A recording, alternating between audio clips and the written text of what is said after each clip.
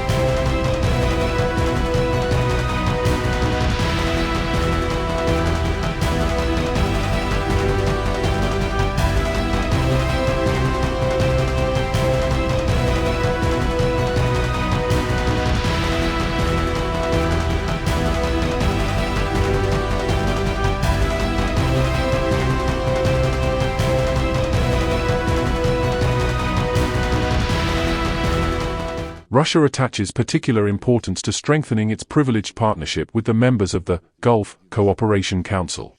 This task is one of the priorities of our diplomacy and the strategic dialogue launched in 2011. Over the years, 14 years already, it has proven its relevance and effectiveness, becoming an important platform for frank and constructive exchanges of views on key regional and international issues, as well as for deepening business cooperation and expanding cultural and humanitarian ties. Our meeting is taking place amid sharply escalating military and political tensions in the Middle East following Israel's missile and bomb strikes on the Qatari capital of Doha on September 9. We are deeply concerned about this action. We regard it as a gross violation of international law, above all the UN Charter, as an encroachment on the sovereignty and territorial integrity of an independent state, and as a step leading to further destabilization of the situation in the Middle East. Such actions undoubtedly deserve the strongest condemnation.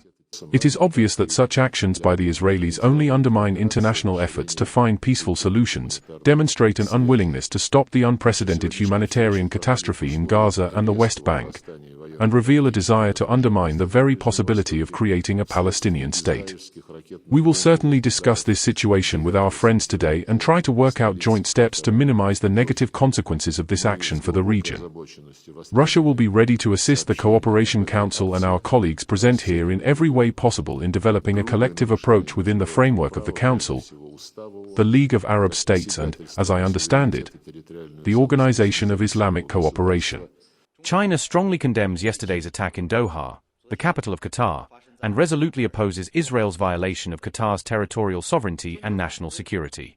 We are deeply concerned that the attack may lead to further escalation of tension in the region, and we are dissatisfied with the parties' deliberate actions to disrupt the ceasefire negotiations in Gaza. Force cannot be exchanged for peace talks and negotiations in the Middle East. Currently, the conflict in Gaza has been going on for almost 2 years. China strongly urges all parties concerned, particularly Israel, to make more active efforts to calm the flames of war and resume negotiations, rather than the other way around. Israel's airstrike on targets in Doha, the capital of Qatar, seriously infringes on Qatar's territorial sovereignty and national security, and heightens regional tension. This is a direct result of a serious and long-standing imbalance in the policies of external powers regarding the Middle East. We urge the major countries and regions involved to focus on peace and stability, take an impartial and responsible approach, and work with the international community to play a constructive role in promoting a ceasefire to ease regional tension.